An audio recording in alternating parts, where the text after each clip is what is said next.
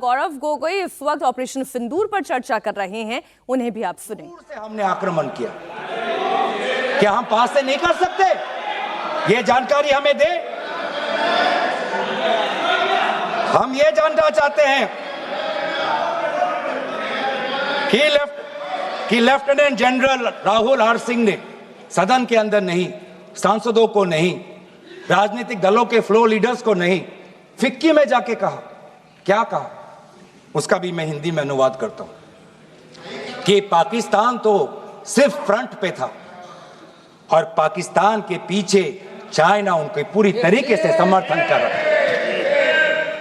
ऐसी कोई आश्चर्य की बात नहीं होनी चाहिए, क्योंकि पिछले 5 वर्षों में लगभग 80% मिलिट्री हार्डवेयर पाकिस्तान को सब पूरा चाइना से मिल रहा है।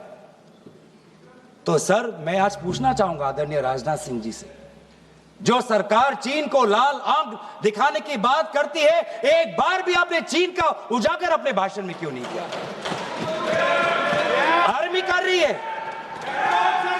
आर्मी के कह रही है, आर्मी कहती है कि आज कि सिर्फ चीन और पाकिस्तान का ये 2 फ्रंट नहीं, अब 3 फ्रंट का भी हो सकता है, कन्वर्जेंस हो सकता है चीन, पाकिस्तान और बांग्लादेश को लेकर। लेकिन मैं सरकार को याद दिलाना चाहूंगा कि ये जो 2 फ्रंट की जो बात थी, इस बात की शुरुआत किसने की थी? इस बात की चेतावनी किसने दी थी? इस बात की चेतावनी इसी सदन में हमारे दल के नेता राहुल गांधी जी ने दी थी।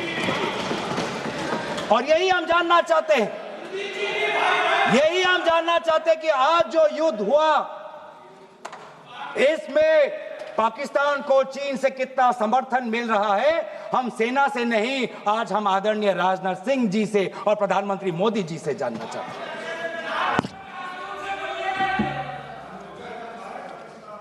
और सर, इंडोनेशिया में जो डिफेंस अटैचे है, उसने तो ताज्जुब की बात कह दी। उसने क्या कहा सर?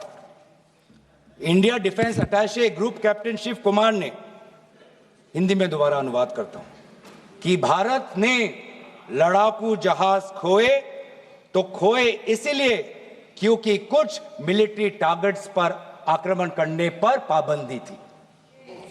क्यों? क्या पाबंदी थी? ऐसे क्या ये राजनीतिक कंस्ट्रेंट्स थे? आपने कहा कि 9 टारगेट पे हमने आक्रमण किया, लेकिन हमें यह भी सूत्रों से जानकारी और मीडिया में आया है, और लेफ्टिनेंट जनरल राहुल सिंह ने खुद कहा कि पहले 21 टारगेट्स चुने गए थे और 21 से फिर 9 हुए। क्यों हुए? क्यों हुए?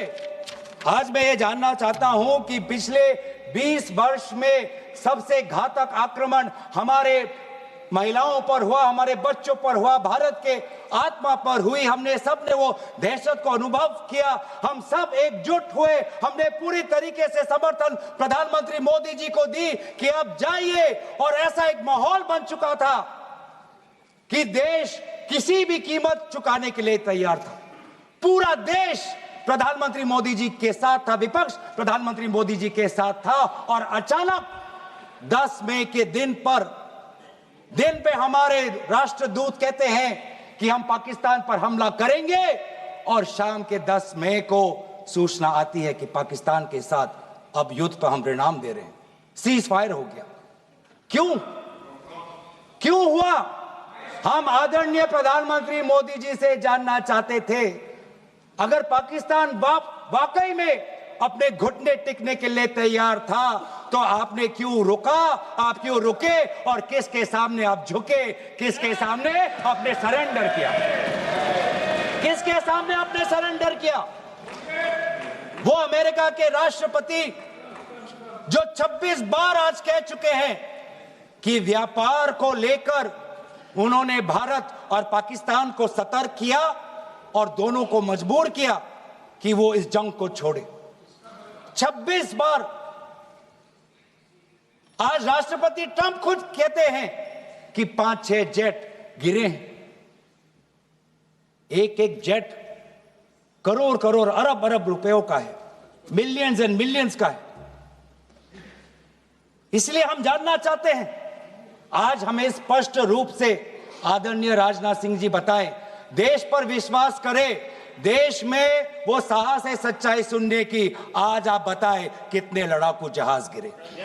हमारे में वो साहस है, क्योंकि ये सूचना, ये सच्चाई सिर्फ देश के नागरिकों के लिए नहीं, ये सूचना, ये सच्चाई हमें देश के जवानों को भी देना है।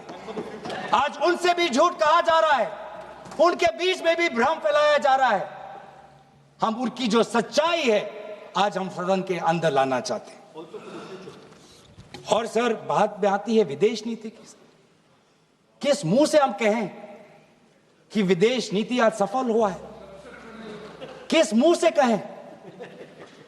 ये आदरणीय राजनाथ सिंह जी, शंगीला में जो डायलॉग हुआ, उस डायलॉग में जो ड्राफ्ट जो आया, जिसको भारत सरकार ने नकारा, वो ड्राफ्ट बनाने में हमारे ही कुछ सहयोगी देश थे, जिनका नाम मैं नहीं लेना चाहूंगा।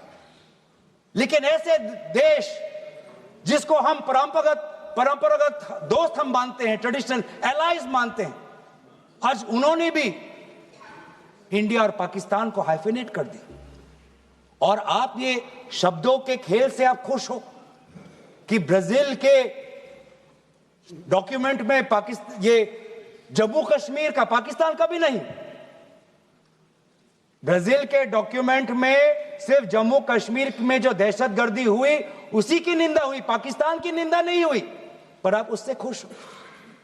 अगर आप उससे खुश हो तो मैं जानना चाहूंगा, जो $1 बिलियन का आर्थिक सहायता IMF ने दिया पाकिस्तान को, उस पर आपको क्या कहना है?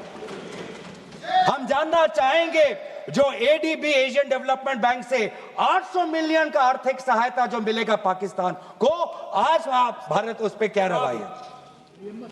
वर्ल्ड बैंक का जो $40 मिलियन आ रहा है, और ये पैसा किसको जाएगा सर? पाकिस्तान की नेतृत्व उनकी जनता या उनकी चुनी हुई सरकार नहीं, पाकिस्तान की सरकार का जो रिमोट कंट्रोल है वो पाकिस्तान की सेना के पास है। तो ये सारा पैसा वहीं जाएगा जहां पर हमने मिसाइल गिराई। तो क्या इतना भी हम नहीं कर पाए? क्या इतना भी ताकत नहीं? क्या इतना भी विश्व गुरु में लोगों का विश्वास नहीं, देश अंतर्राष्ट्रीय नेताओं का विश्वास नहीं कि IMF का एड ना जाए पाकिस्तान के पास, वर्ल्ड बैंक का एड ना जाए पाकिस्तान के पास, ADB का एड ना जाए पाकिस्तान के पास? आप में इतना भी ताकत नहीं कि एक देश ने पाकिस्तान को टेरर स्टेट का दर्जा नहीं दिया। एक देश ने आज FATF, financial action task force में, जिससे बहुत नियंत्रण पाकिस्तान पे पड़ती थी, आज उससे वो 2022 में निकल आई ग्रे लिस्ट में। क्या वो डालेंगे? तो इसीलिए आज हम ये मांग करते हैं कि सरकार, अब डरिए मत, सच्चाई से डरिए मत। उस दिन भी देश सरकार के साथ दहशतगर्दी के खिलाफ खड़ा था, विपक्षी दल सरकार के साथ खड़े हैं, और आज भी दहशतगर्दी के खिलाफ सच्चाई के पक्ष में देश और विपक्ष आज सरकार के साथ। आप हमें अपना दुश्मन ना समझे, हम सरकार के दुश्मन नहीं हैं, हम अपने देश के पक्ष में बोल रहे हैं, जवानों के पक्ष में बोल रहे हैं। पर आप हमें कृपया सच्चाई देने का हमें वो सम्मान दीजिए। सच्चाई सुनने का अधिकार हमारा है, और जितने बार आप झूठ और भ्रम फैलाएंगे, हम उतनी बार आपको पूछते जाएंगे कि आपने क्या किया। और इसीलिए आज मैं खड़ा हूं। अपेक्षा बहुत की थी कि पहलगाम का उजागर होगा, आदरणीय गृह मंत्री नैतिक जिम्मेवारी लेंगे, राष्ट्रीय सुरक्षा सलाहकार नैतिक जिम्मेवारी लेंगे, और प्रधानमंत्री मोदी जी कहेंगे क्यों उन्होंने ऑपरेशन सिंदूर, जो अंतिम अंजाम था, हमें तो मीडिया में सुनते हुए ऐसा लगा कि हम कराची में उठेंगे। मीडिया में हमारे भारत की मीडिया जो जिनको सूचना आपसे ही मिलती है, उनका सुनने में लगा कि आज तो हम फतह करके ही रहेंगे। लेकिन पता चला कि नहीं, कहीं ना कहीं हमारे पैर डगमगा गए। और जो अंतिम परिणाम था उससे पीछे हम हट गए। हमें पीछे नहीं हटना, हमें आगे बढ़ना है सच्चाई के साथ, लोकतंत्र के पक्ष में। इन्हीं बातों के साथ मैं अपना पक्ष समाप्त करता हूं। धन्यवाद। जय हिंद। श्री रमाशंकर राजभर।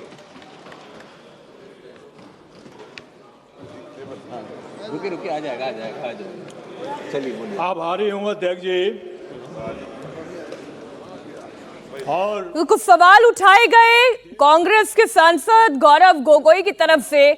उन्होंने सवाल उठाया कि शंघाई कोऑपरेशन समिट में जो अगर वो परफॉर्मा भी तैयार हुआ था तो उसे तैयार करवाने वाले भी तो मित्र देश ही थे। डोनाल्ड ट्रंप को लेकर उन्होंने सवाल उठाया कि क्यों बार बार उन्होंने बयान दिया कि मध्यस्थता करवाना, सीज फायर कराने की पहल अमेरिका के दबाव पर हुई, उस पर सरकार ने